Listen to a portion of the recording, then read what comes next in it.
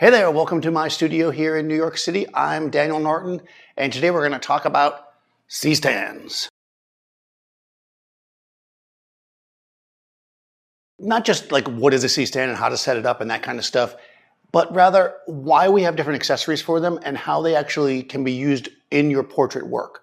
You'll often see me just using various different pieces of equipment, and I thought it'd be a good idea to kind of break down what they are, because I get asked a bunch of times, and kind of how they are used and why I choose them. Because as we are working to build up our studio gear, it's good to buy the stuff that works for you, right? What do I need for the type of work that I'm doing? What's available to me? It's one thing to say, hey, everybody should buy some C-stands, but then what do you do with them? Where do we place them? Why are we using C-stands? So that's what we're going to talk about today. There's tons of ways you can modify a C-stand. There's all kinds of different mounts for them and things, but we're going to talk about a handful of things today. So I'm just going to kind of go over them now and we'll check them off as we go through the video, right? We got the magic finger, which is something I get asked about a ton, probably the most common thing. Just a straight up arm and grip head. We'll talk about that. That's kind of your standard, right? The 650 pins, so you can mount lights better. The junior to baby adapter, also for mounting lights. And then we'll talk about flags. Flags and flag frames are something that I think a lot of stills photographers don't think about too much, even though in the filmmaking world they're used all the time. And if we take a cue from them, we can really improve our studio lighting by using things like flags. Okay, so we're going to take a look at each one of these things. I'll talk about each one briefly, kind of what their purpose is or how I use them. Then we'll set them up into a nice portrait setup. I've got Marissa coming and we'll take some nice, clean, pretty shots using the C-stands to get our lights exactly where we want them to create the portrait that we want. Okay, let's start with this thing right here, which is the one I get asked about the most when people see me use it in videos. This is called a magic finger. There's different versions. This one's from Matthews. It is on a 40-inch arm. You can also get ones that just are basically an end piece. Essentially what it is a ball socket with a 5/8 pin, right? So 5/8 being the kind of the standard that you put lights on and stuff like that. So what it allows us to do is we can put a light on here, for instance, which would be the most common thing. And then once we loosen this, we can spin it in all different directions, right? We can move this around, but we can also spin the whole thing. So this, to me, is the ultimate arm setup when you're going to do things like beauty lighting, where you want to use like a butterfly light with the lights up and above. Because when you're booming a light over someone, you don't want to put it kind of on the end of the C-stand arm because it's not really going to hold it there. Now we do use a 650 pin combo sometimes when we do that, and I'll show you that in a minute. That's another way to do it for sure. But if you do a lot of that work, it's worth investing in this, which is called, again, a magic finger. This is a grip head or a knuckle. Essentially, you're going to put this on a stand, and it's going to hold a variety of things, including arms, right? And those arms often have grip heads. And what we can do with this is we can put things like flags wherever we want them. We've got a variety of different size receptacles here. So there's one for a flag. And then we also have wide ones that can hold 5/8 like this. And that allows us to put, let's say, a light here. And if you're putting a light on a C-stand and you don't have a magic finger, this is going to be your best bet, right?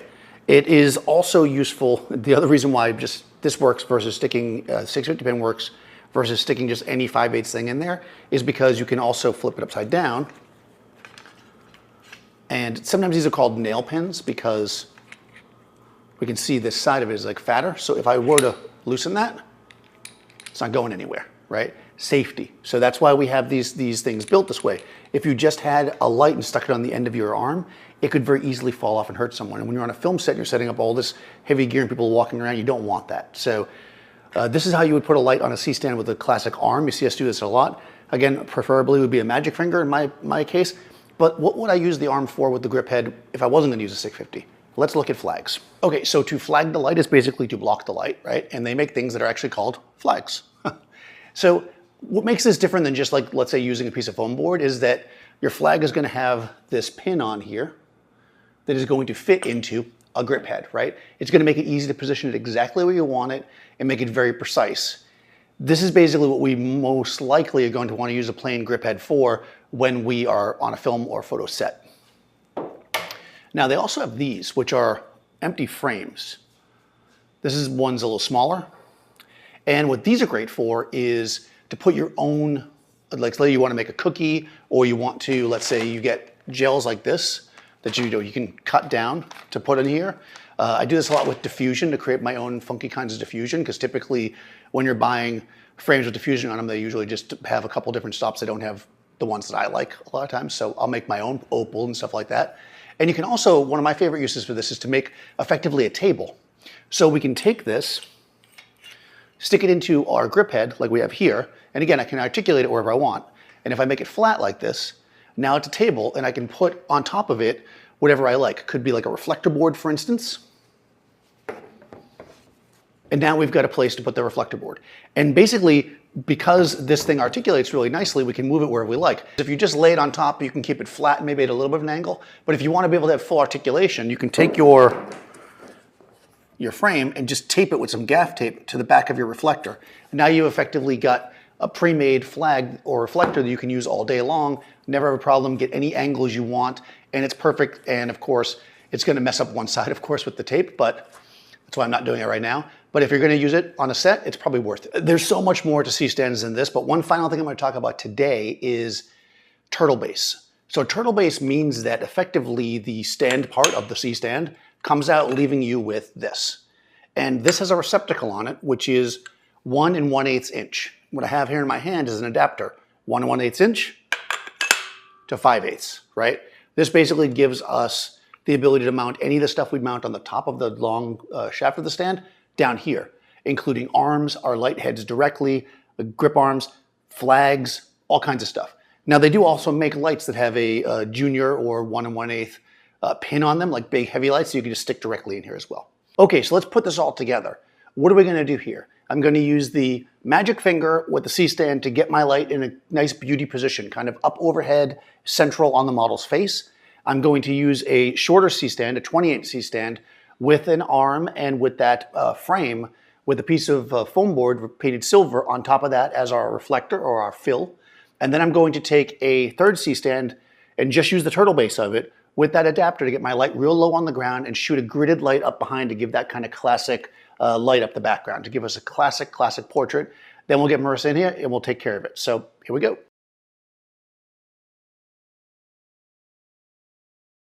Okay, so I got Marissa here.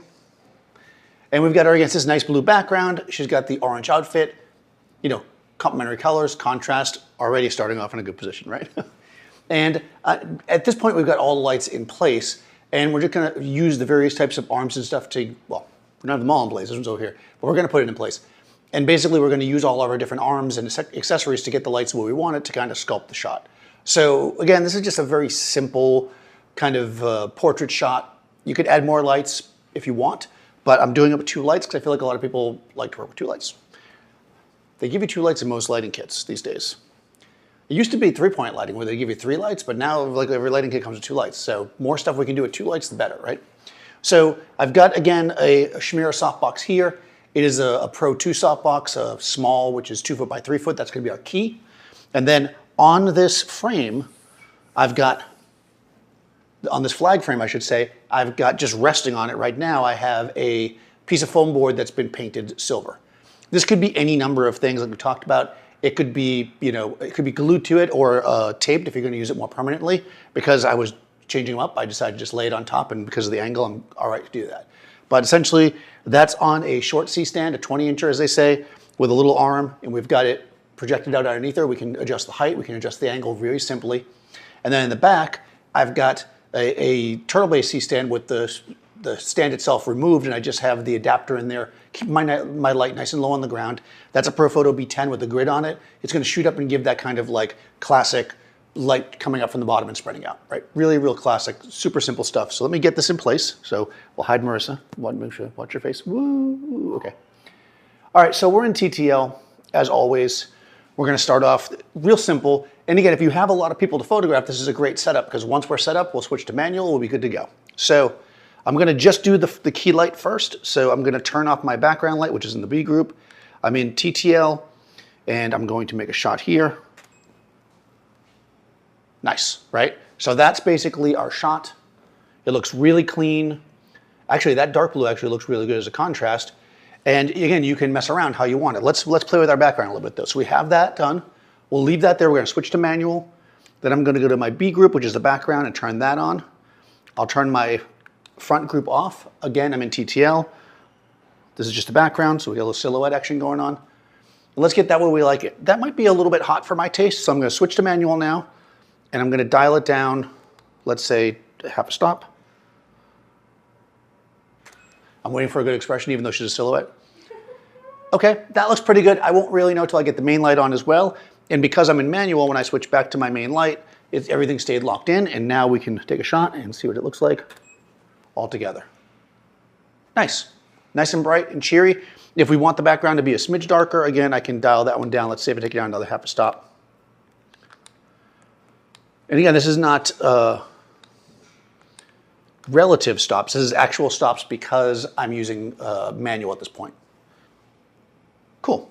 I like that. Looks good. Nice and clean. Again, this light is very flat, which is very flattering.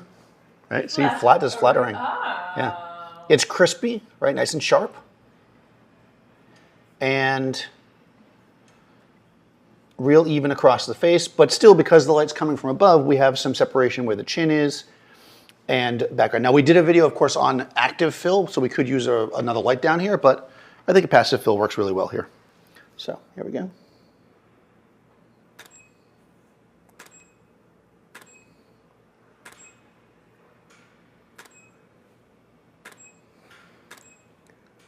And what's cool about using the stands like this is that, like, I have her sitting down because I feel like for portraiture sometimes it's nice for people to sit down.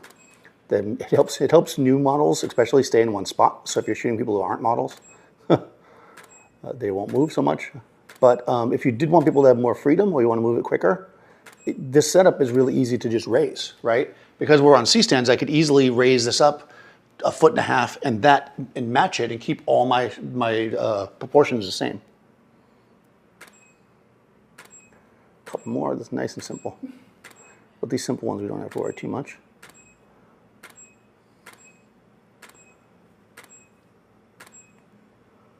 Now, there's all kinds of ways you could do this.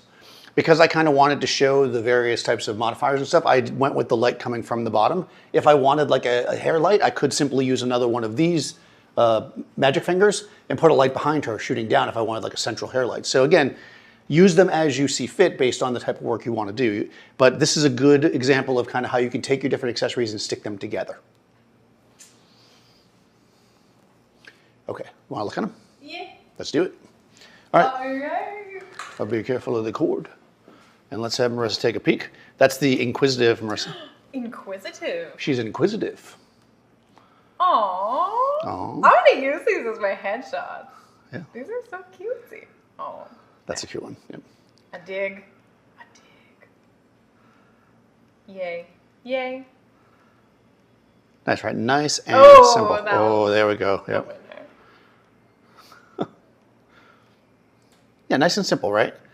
And again, that background light coming up, the thing here is that it's subtle, right? You can see that we get a bit of a vignette on the sides, but it's not like over the top. And if I wanted to, like if you look at the earlier ones where it's brighter, you can get more of a vignette effectively by making it brighter in the center to create that. So it kind of depends on the look you're going for.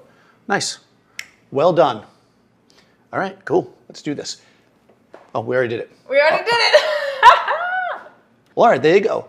C-stands, right? They're great to have in the studio, even just the basic stand to put a light on or whatever you want to do, but there's more to them than just a stand to put a light on. There's a lot of things we can do with them with the various types of grip heads and accessories to really be able to have versatility in how we place our lights for various types of portraits.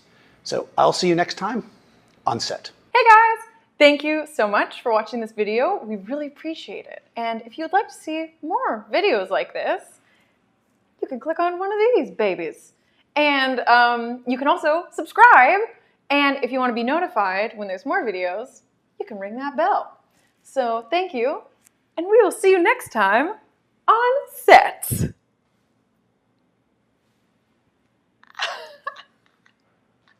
Okay, cut it off. Cut it off. Nice. That was good. I was trying not to walk off awkwardly. You can just cut it right when I start to pose awkwardly.